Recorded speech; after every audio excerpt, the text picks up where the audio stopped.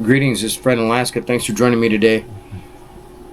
I'm in a warm cabin with snoring dogs, so if you hear that, they're just tired and lazy because it's freaking cold. Been dealing with high winds, blowing snow, and just fun Alaska stuff. So this is basically an update for Miss Carol. So for those of you who don't know, Miss Carol lives in the Copper Valley River area, and she has been dealing with stuff for a few years now, just that I've been aware of. So her experiences started when her husband, before he passed, she had mentioned that when he was getting weaker with the illness he was dealing with, that's when things started ramping up. Things being thrown at the roof, weird noises outside, right? So, and it's only progressed. Now, something about that property is there was a cult that was removed from that area a long time ago. It was back in the 70s. And so who knows what they were doing on that property. I'm not saying it has anything to do with it. I just find the coincidences oddly strange. So when me and Squatchbait went out there, we watched an orb, me and him both, with our own eyes. I'd never seen an orb before that. I've seen strange lights, but I never attributed them to something like this, because this orb, it was about the size of a melon, and it was salmon colored, and I could see something inside this aura, right? This kind of glow going on to it, and I was trying to make it out, but it was in front of me when I came out the door, and then it started moving to my left. And I'm trying to focus on it, so I start paralleling it, just going across the driveway to my left. And as soon as it started over by the outhouse and started going off into the trees a little bit, I crossed the driveway by this dirt mound that was dug out from the outhouse, right? So as I'm standing there, this orb starts shimmering and moving off into the woods, almost like it was trying to lure me away. And at that point, Squatchbait, he was on the porch, and he was like, I think we should go inside now. And I was, yeah, of course. But we get inside or whatever. But what I'm getting at is there seems to be areas, especially the Copper River Valley. Every time I do a video on it, I'm getting, fresh emails and phone calls of people and their experiences in this area. It blows my mind. So I have two other experiences that I'm going to be showcasing in the near future. One of them was from roughly 1979, and the other one's from early 80s. Excuse me. So, Miss Carol, she had 18-inch tracks outside of her house. There's just a whole slew of things. The knock sounds, whoops. And lately, it could be coincidental, but there's been strange vehicles in the area that she's noticed and documented. I had the intention of getting more video footage compiled and just doing a little compilation video, a couple minutes long of different things that were going on, but I'm having trouble pulling stuff off of my my Nextcloud and all that stuff. It keeps being corrupted for whatever reason, and I haven't had a chance to link up with Squatchbait because he's an IT guy. A local one versus Dave the tech guy. But so I'm just going to move forward, and when it comes to it, I'll update the video, or I'll put the compilation on the website.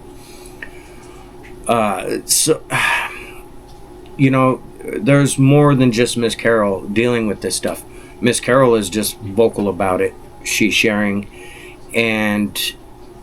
but there's countless others. I mean, there may be someone right now dealing with the same stuff, pounding on the wall, growling outside. And I've told her I think you should move away from there, but that's just my own thing, because it's so far out there, and Miss Carol doesn't have immediate family to be there on the spot. Of course she has some trusted neighbors, but it's not, I don't know, it's anyone's choice. They make their own choices. I don't know what the intent is. It seems like things have ramped up, and it's almost like these things prey on vulnerability, because if you go through the catalog of experiences that people have dealt with, there seems to be something just wants to cause terror, and it's like it feeds off it. Now, I'm not saying that's what it is. I'm just saying, looking through it, that's what it appears to be. So why would, I don't know. And these things flee when you pray to Jesus. That's so. Anyway, so besides those other two stories and this update from Miss Carol, she has a dog now, which is good. So even her dog will run out the door and start barking off at random areas where there's no one. You know what I mean? And I'm sure it's very stressful, you know. I have security cameras here, but if I was to stare at the monitors all day, it would wear me out. I don't know how she does it. But anyway, so what else I wanted to share with you today comes from outside of Mccarthy proper, which coincidentally, another experience in early 1980s I'll be showcasing in the near future did as well in a very similar area. It may even be the identical area. I haven't been able to pinpoint the other person's exact location, but I know it was just outside of Mccarthy proper. So what this guy told me, we'll just name him Jeff, okay? So what Jeff told me is he was driving back from McCarthy, and anyone who's been on that road knows it's washboard miserable. I mean, when me and Squatchbait went out there, it's 60 miles in from Chitina and 60 miles back, 120 miles, right? It took us over 8 hours round trip. It was miserable. So this gentleman, Jeff, he was driving back from McCarthy, and as he's going along, you know, he was passing some people and stuff, and he ended up hitting this jagged rock just right, and it put a puncture in his sidewall, right, of his tire. And it didn't immediately go flat and blow out. He said he got about, after hitting that rock real hard, he was like, oh crap. He said he got about a mile down the road, roughly, give or take, before it fully deflated, and it was, you know, it was kind of hard to tell, he said, at first, because that road is so hellacious. So he thought nothing of it, like, hey, you know, I'm just going to change this tire and be done with it. And he had a spare. It wasn't the best, but it would get him to, you know, Copper Center, Glen Allen, wherever he can get his tire fixed or a new one. So he commenced to start on it, and a truck stops, and the guy looked real concerned. He goes, hey, do you need a hand? Are you okay? And he goes, it's just a flat. And Jeff said he didn't notice at the time, but he thought about it later. This guy that stopped, it must have been a local, but he was overly concerned about this flat tire. And Jeff said, you know, I got it under control or whatever. I'll be done in a few minutes and be back down the road. He goes, okay, well, just be safe. It's dangerous out here when it starts getting dark. And takes off. Jeff thought nothing of it. That's just standard. Hey, be careful. It gets dark out, you know, whatever.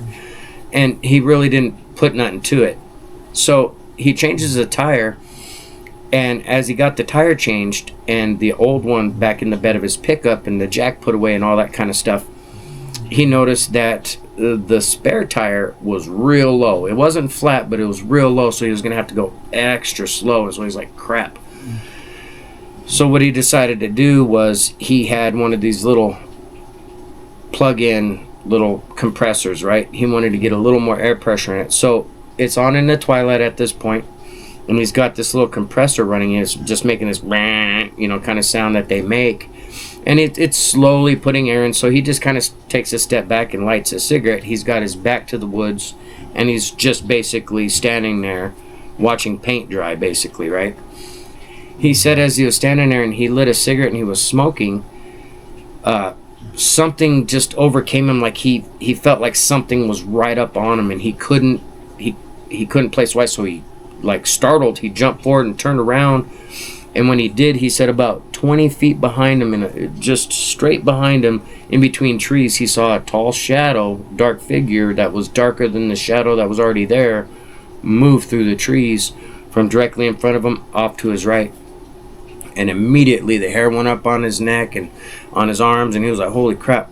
He had a .357 Magnum inside his truck, and he ran over to the driver's side and got it out and started saying, hey bear, and he was looking for his flashlight. He had a little Surefire flashlight with him, and he realized it was in the glove box, so he goes around the other side and he's yelling out, hey bear, and he digs in, grabs that flashlight, and he said he was holding a 357 old school cop style. He turned on the light and had the gun over his wrist, right, which is Hollywood shit, but that's what he did, right? So he hit the beam and it lit up nice, right? And he said he didn't see anything at first.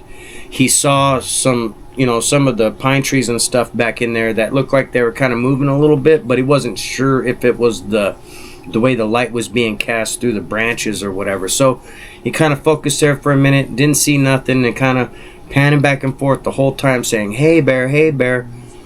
And at that point he was like, you know what, I should probably just unplug this thing, get somewhere else in more open area and finish airing up this tire. So as he's doing so, he kind of flashed the light around again, and then he focused on getting that compressor off, right? So he shut it off, unhooks it, throws it inside the cab, shuts the door, and the noise of the door shutting, ka-thump, right? He's walking around the back tailgate to the other side. Meanwhile, he's beaming the trees, and at about the place he first saw this shadow move, he heard that exact same door shut sound from right back over there, right off to his left, behind him a little ways. So immediately he turns and, is shining the light over that way, and all he saw was some bright reddish orange eye shine, and it just ducked behind some trees. Immediately he started screaming, runs around to the driver's side, jumps in. Well, he had thrown his keys on the seat. For whatever reason, he said he thinks he tossed them on the seat when he was grabbing the 357 from under the seat or what have you. But anyway, so he's scrambling, and the seat cover he had, they were kind of hidden in the seat cover. So he was digging around for it and stuff. And he said as he found the keys and stuck it in the ignition and started it, he felt the whole rear end of his truck just kind of shift, like it was shoved real hard. I mean, it shook the whole freaking truck. Immediately he's looking out his window or his mirrors, and he's not seeing anything, and he pops the door open and he bam bam bam lets off about 3 or 4 shots. He doesn't remember exactly how many. After he let off the shots, he heard crashing and thrashing through the woods, and so he's like, what the hell? And his curiosity got him like, what the hell hit my truck? And since this noise ran away, this whatever it was, it appeared to have run away, he jumps out real quick to check for damage on his truck. He said when he went around to the side that he felt the pressure from, so to speak, which would be the passenger side, the rear quarter panel just behind the tire to the tailgate was smashed in pretty good, and he was kind of looking at it, and so he's on the passenger side looking at it with this flashlight, and he has his gun tucked under his armpit. And he's kind of feeling the dent to see if he could possibly pop it out at some time, What was going on in his mind is that must have been a bear standing up trying to wind me and smell me. And then when I jumped in the vehicle and started it up, it startled him and he ran past, and it just ran into the truck, right? I mean, he's working through scenarios that are plausible in his mind.